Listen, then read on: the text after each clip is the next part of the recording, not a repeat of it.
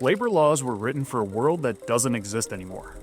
Back when the Fair Labor Standards Act was signed into law, remote work wasn't a thing. Neither were salaried social media managers, cloud-based time cards, or employees answering emails from their phone at 9 p.m. And yet, that's still the system we're using. While large organizations lobby Congress to bring labor law into the 21st century, small businesses are left to navigate a mess of vague definitions, outdated standards, and shifting rules. It's a compliance nightmare, and the risks are real, especially if you're a business owner wearing too many hats already. In this video, we're breaking down what's broken in the FLSA, what changes might actually be coming, and what small business owners can do right now to stay ahead, regardless of whether Congress acts or not. Because the law may be stuck in the past, but your business doesn't have to be. Let's start with a little context. The Fair Labor Standards Act, or FLSA, was passed in 1938, nearly a century ago. And while there have been amendments over the years, the foundation hasn't shifted much. It was revolutionary at the time. It established the 40-hour workweek, banned child labor, and introduced overtime pay. All important things, but also rooted in a very specific, very outdated idea of what a job looks like. Today's workplace is unrecognizable by comparison. Employees work across time zones. Flex schedules are the norm.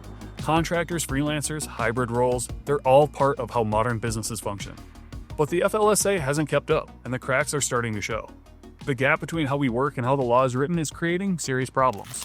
Let's talk about the big three problem areas. First is the difference between employees and independent contractors. This one creates headaches for every growing business.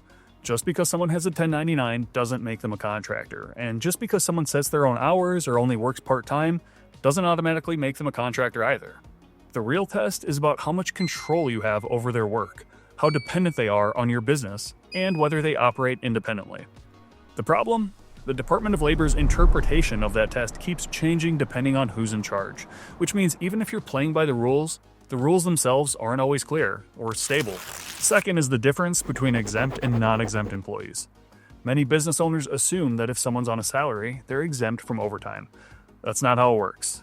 To be exempt under the white-collar rules, an employee has to meet three separate tests. They're paid a salary, that salary meets a minimum threshold, and their job duties match specific criteria. And that last part, the duties test, is where things get murky. Terms like independent judgment and matters of significance may sound clear until you try to apply them to real people with real job titles.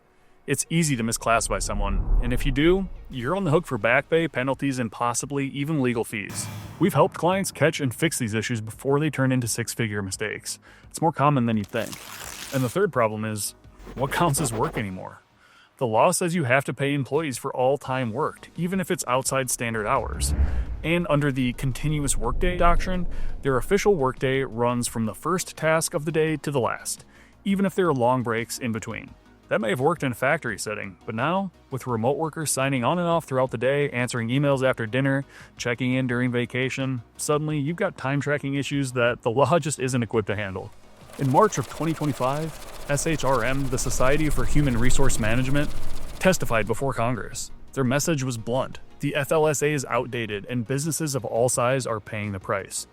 They're pushing for legislative reform, not just regulatory tweaks, but real modernization. Here's what they're calling for.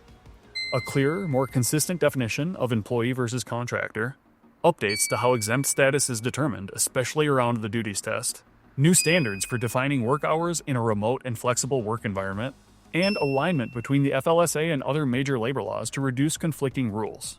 They also raised a great point. Shifting policies from one administration to the next create instability. Businesses don't need politics, they need clarity. If you're already wondering whether any of this affects your business, it probably does. You don't need to guess. Accounting and payroll firms like CSI can help. Lawmakers have already introduced proposals aimed at fixing some of these issues. One of them is the Modern Worker Empowerment Act, a bill that SHRM pointed to as a strong starting point for rethinking employee classification. There's also talk of phasing out sub-minimum wages for certain workers and revisiting how benefits like dependent care impact overtime calculations.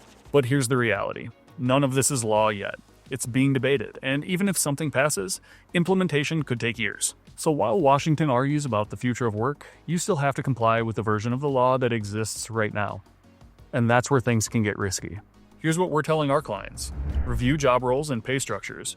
Don't assume salary equals exempt. Look at the full picture. Revisit your contractor relationships. If it walks like an employee and talks like an employee, it's probably an employee.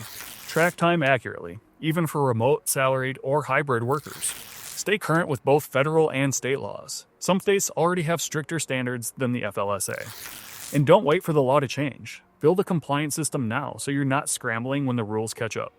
And if all this sounds overwhelming, that's exactly why firms like CSI exist. We help businesses like yours stay compliant, streamline payroll, and avoid costly surprises. You shouldn't have to be a labor attorney to run a business, but right now, that's what it can feel like. The FLSA may be outdated, but that doesn't mean you have to stay in the dark. Get proactive, ask questions, and work with partners who actually keep up with the legal landscape, so you don't have to.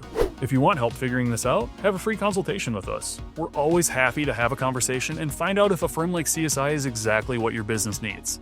You can even take our Ideal Accounting Solution quiz on your own to see which option is best for you. And if you found this video helpful, make sure to subscribe. We're going to keep bringing you the info that helps small business owners stay sharp, stay protected, and stay ahead. Thanks for watching. We'll see you next time.